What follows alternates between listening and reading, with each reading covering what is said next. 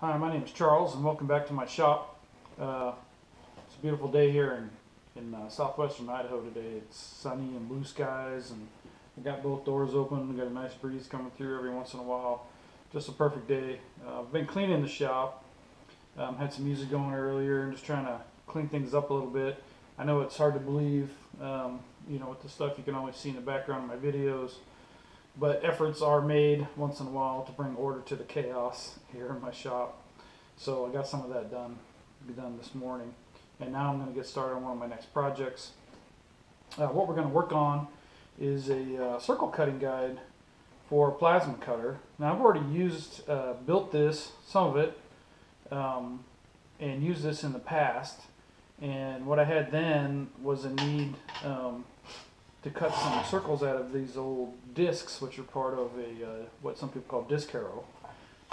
They drag them down the field, and there's a whole gang of them, and they break up the dirt into smaller pieces than what a regular plow leaves. Just part of working fields.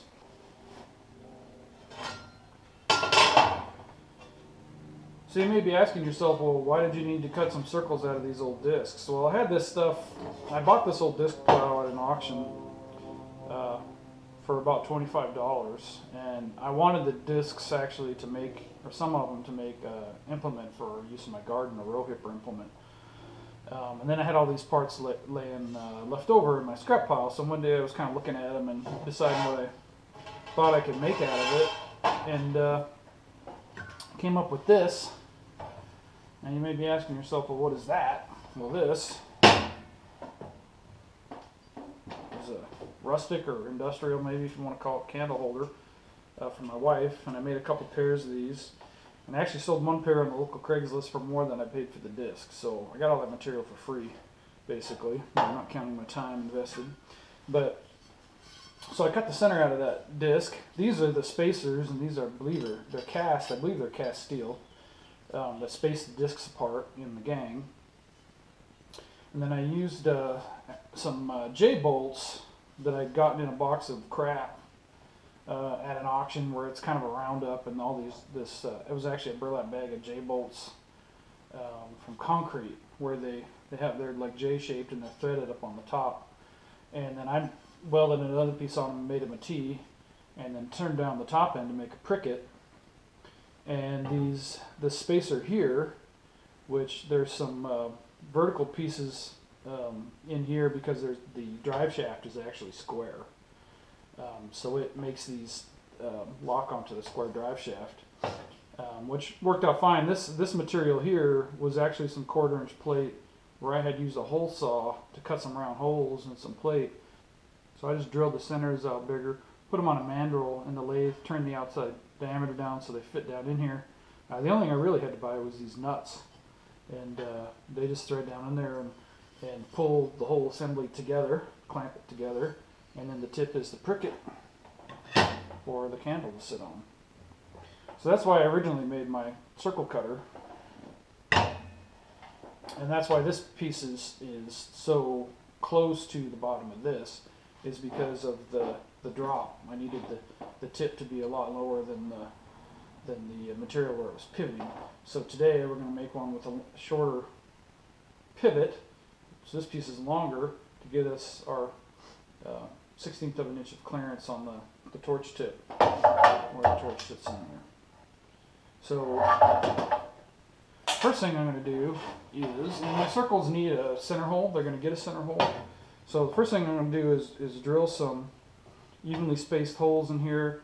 I used a 1/4 inch, I believe that's 1/4 inch. Yeah, I used that one. Actually, it's more like 5/16. I've used that size before, so maybe I'll go 5/16. I'll drill some evenly spaced holes in here, and then we'll go over to the lathe and start working on this new piece, and we'll turn this down so it fits nicely in those holes, so there isn't any real wobble or wiggle when we get ready to cut it with the plasma cutter. And we'll go work on that piece. We'll drill and tap it for the thumb screw to lock it on there. That gives you your circle size.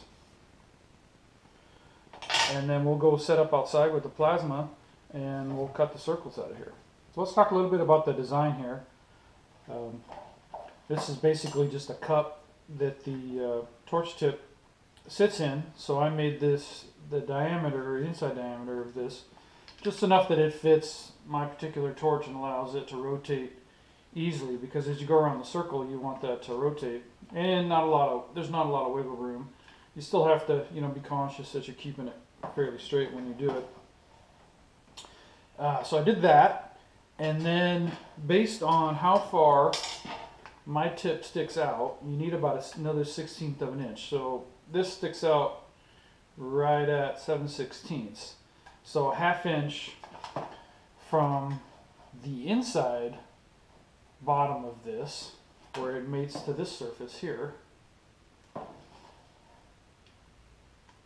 you go out 1/2 of an inch, and that's your stick out of your tip plus the 1/16 that you need for clearance.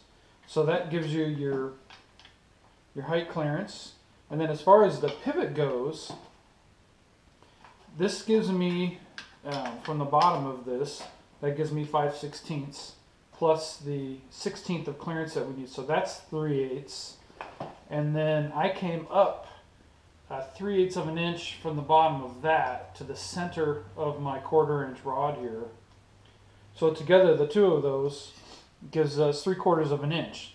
So then I know after I turn this that between the center of the thumb screw hole, which is the center of where the rod goes through, so the center of that hole and the thumb screw hole, to the lip that we're going to have here where it's going to pivot, needs to be 3/4 of an inch. So it just makes it easier to figure out later where you need to put the holes in this piece to still maintain your 1/16 of an inch of clearance from your tip when it goes through here. So that's what we'll be working on, or paying attention to when you're working on building this new pivot piece. So I'm going to drill the holes in the plate, then we'll go over to the lathe and we'll make the new pivot, and then we'll go outside and we'll cut the parts. Alright, we're getting set up over on the lathe here. I've got a little piece of scrap aluminum in there. That's like some 1-inch aluminum. That's kind of the smallest round I have. Kind of made a sketch of what we're doing, and hopefully you'll be able to see this. But basically, part's going to be about 1.5 inches long altogether. We'll leave about a 3/8 stub that'll go through the material as our pivot. That should be more than enough. It's only 1/4 inch plate, but that should be long enough for future use as well, I'm thinking. And then we need 3/4 from this surface to the center of our hole where our rod goes through, so that we get our tip with the 1/16 inch clearance from the surface of the material. So all together we're about 1.5 inches long. So right here, all we need to do is turn this down to about 5/16 diameter, 3/8 long, and this is left over from another part I made. So we'll just work with that. Okay, we're positioned about 3/8 from the end. I'm just going to make a mark, and then we'll start turning that down to 5/16.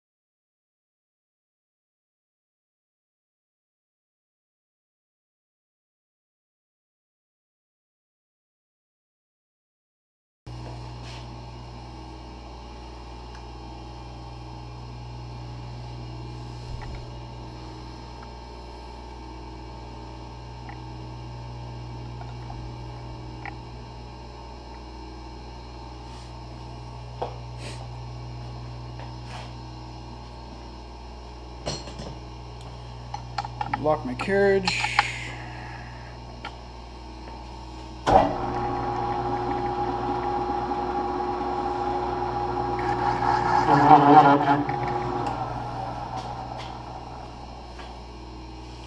Some pretty good chatter there. We are about right there, close enough. We put us in back gear and slow us down a little bit here.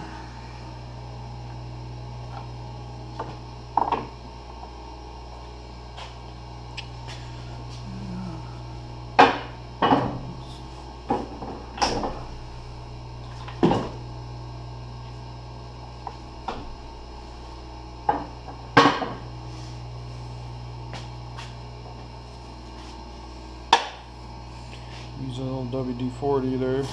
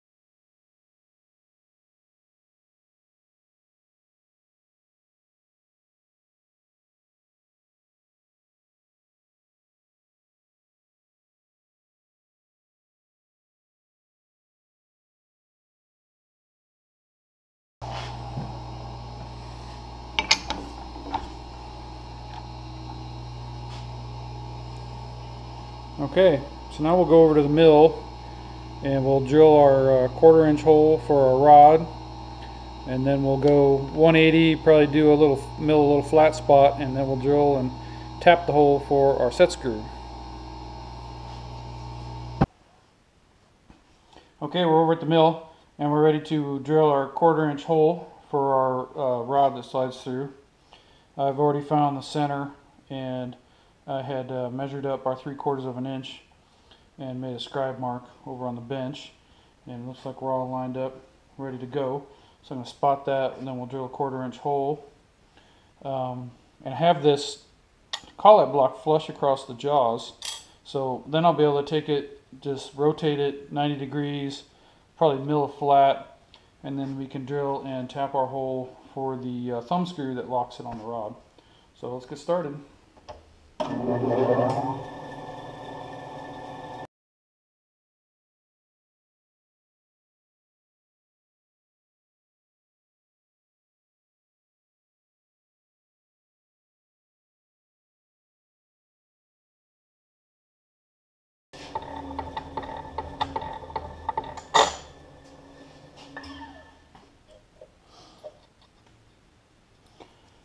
Okay,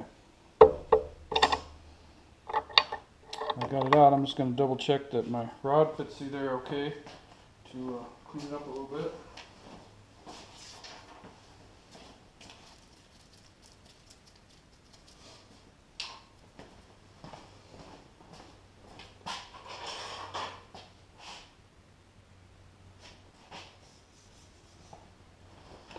Rod fits good, so now we just need to mill the flat.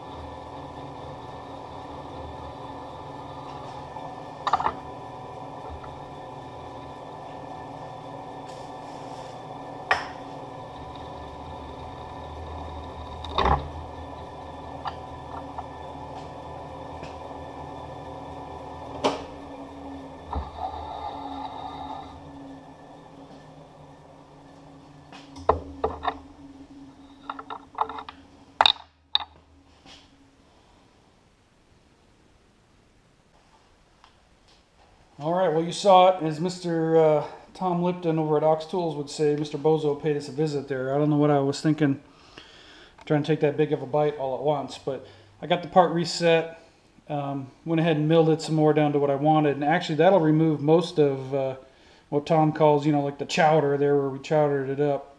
And whatever's left, for the purposes of what this is going to be used for, I don't really mind. The reason I'm doing a flat, and I'm going to come back and take this outer edge off, is so that even with gloves on, you can get a hold of this little thumb screw. So right now what we're doing is drilling the hole for the, and it's a 1032, so we're going to drill and tap it real quick for the thumb screw. And then I'll reset back to the end mill and clean off that last little piece. And we'll pretty much be done and ready to go cut our parts. So let's give it a go here.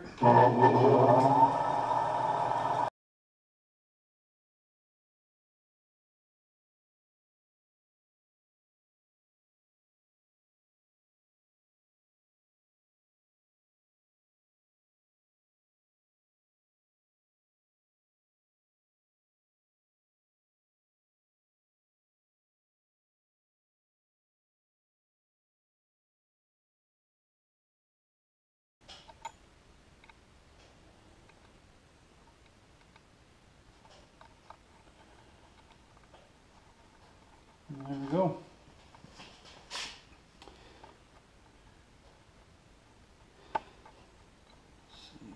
About right, well, about right there is about how far we got to run it in to contact the rod. So I really just want a little more space here to work. If I have my welding gloves on, I can still get a hold of it a little better.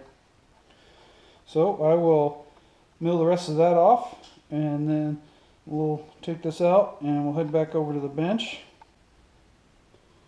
Okay, so here's our finished part, and I've already put it on here and measured it for the distance of our circle. You can see the little mistake there with the end mill. Maybe you can see that. Chowdered up a little bit, not too bad.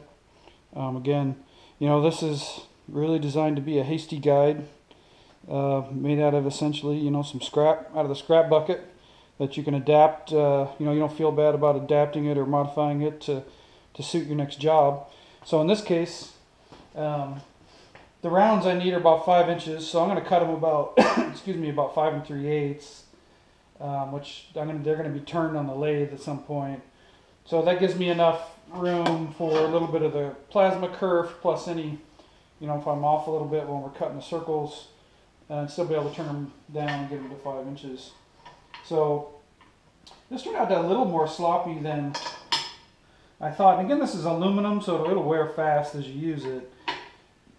So really I think what we're going to end up doing is probably just having to put a little pressure on here. And you could do a magnet and all kinds of other stuff, but again, this is designed to be quick. We'll just apply some pressure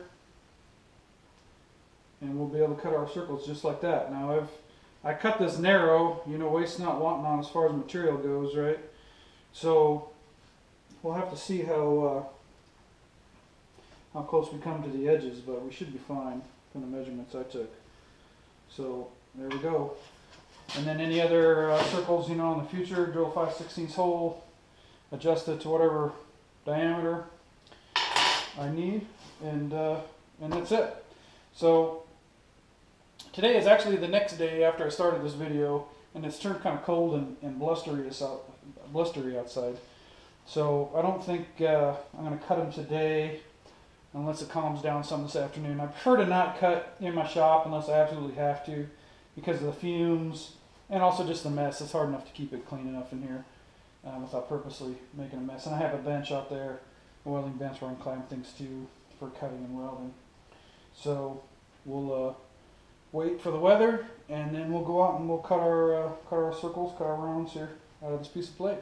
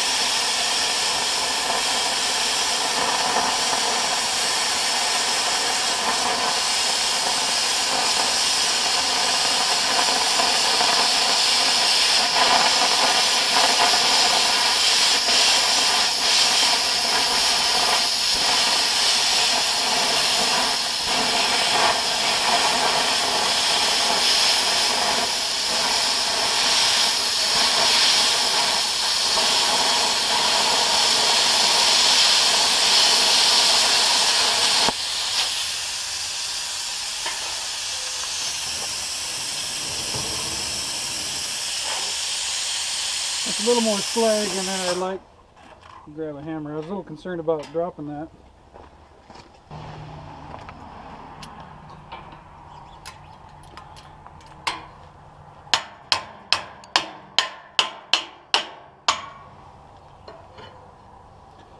One. Well, several days later, I'm finally getting around to shooting the last part of this video, which is the results of our hasty circle cutter. You know, the whole idea of this thing was to quickly put something together out of the parts bucket or the scrap bucket, and then see see what the results were. Just need to cut some rounds or some circles in a hurry. Did a pretty good job. I don't know if you'll be able to see it on the video, but I got a pretty good angle on the cut, and I attribute that to me not paying enough attention. It's kind of a windy, cold day, and I was kind of in a hurry, and not paying attention to the position of the torch. But also, I think I would make this a lot deeper. This is approximately 1/2 of an inch deep. I think I would make it quite a bit deeper, and then quite a bit tighter on the torch. I mean, you need to be able to have this turn on the torch as you rotate. But it doesn't need to be as loose as it is. So I think I would make it quite a bit tighter, and that would, take away the natural ability for you to kind of do this with the torch as you're going around the circle, and you get a little straighter cuts out of it. Obviously, you can make something a lot better than this. You can put a bracket on the end to help stabilize it. You can do all kinds of stuff, but that really wasn't the idea. The idea was to throw something together real quick, cut a couple circles with it, and that, the whole thing can probably go back in the scrap bucket, right, until you need it again. So that's the results. Thanks for coming along with me on this one, and we'll start on the next project.